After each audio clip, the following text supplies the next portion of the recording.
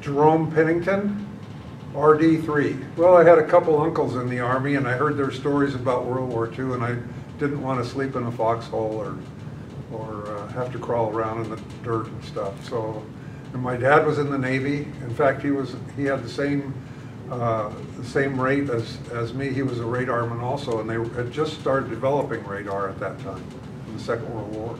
I didn't want to get drafted into the Army. When I decided to go into the Navy, as I said, I decided to go try and get in the Navy because I didn't want to go in the Army, and I was next up to be drafted. And I was probably pretty likely I would have gone into the Army.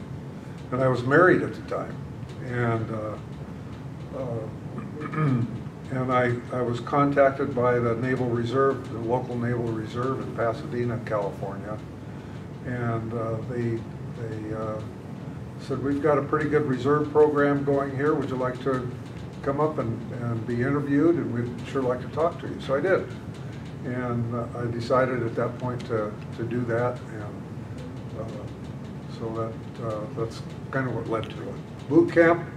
I transported myself to boot camp because it was in San Diego at that time, and so that was just a short drive down the coast, and I was actually my wife took me down and dumped me off there, and spent my time in boot camp, and it was just a matter of discipline and doing what I was told, and wasn't a big deal. I mean, I did it. I was young and able to do whatever they told me to do.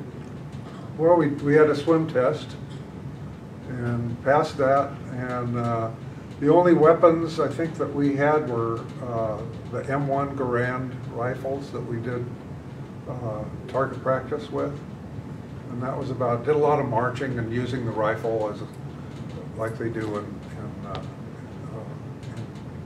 rifle training. And then after the boot camp, I went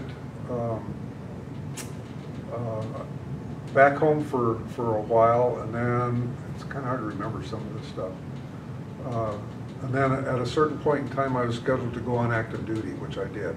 And then I went to Long Beach, which I happened to be very lucky that my ship was home ported in Long Beach, and I lived at that time 25 miles from Long Beach, up in the San Gabriel Valley.